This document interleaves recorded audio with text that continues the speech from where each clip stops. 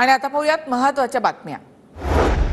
शिवसेना शिंदे गटाचे बीड जिल्हा प्रमुख कुंडलिक खांडेंची हकालपट्टी, पक्षविरोधी कारवाई केल्याचा कुंडलिक खांडे यांच्यावर ठपका, पंकजा मुंडेंना मदत न केल्याची ऑडिओ क्लिप व्हायरल झाली होती। शिंदे गटाचे बीडचे जिल्हा प्रमुख कुंडलिक खांडेंना 3 दिवसांची पोलीस कोठडी, शिवसेना शिंदे गटाच्या पदाधिकाऱ्याला मारहाण केल्याच्या प्रकरणी अटकेची कारवाई।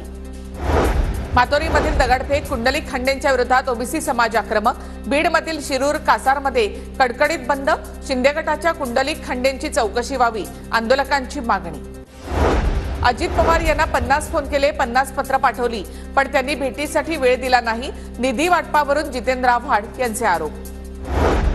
नाशिकमध्ये ठाकरे गटाचे माजी आमदार वसंत गीते यांच्या कार्यालयावर अतिक्रमण विभागाची कारवाई होण्याची शक्यता, नाशिक पोलिसांचा मोठा फौजफाटा मुंबई नाका परिसरामध्ये तैनात। पंकजा मुंडे यांचे राजकीय पुनर्वसन करा, राज्यसभेवर खासदारकी द्या, शिरूर कासार तालुक्यामधील 5 गावांची मागणी, अन्यथा भाजपला मदत न करण्याचा 5 ग्रामपंचायतींचा ठराव। विधान परिषदेच्या 5 जागांसाठी भाजपने 18 नावं केंद्राला पाठवली, रावसाहेब दानवे, पंकजा मुंडे यांच्या नावाचा समावेश, सूत्रांची माहिती।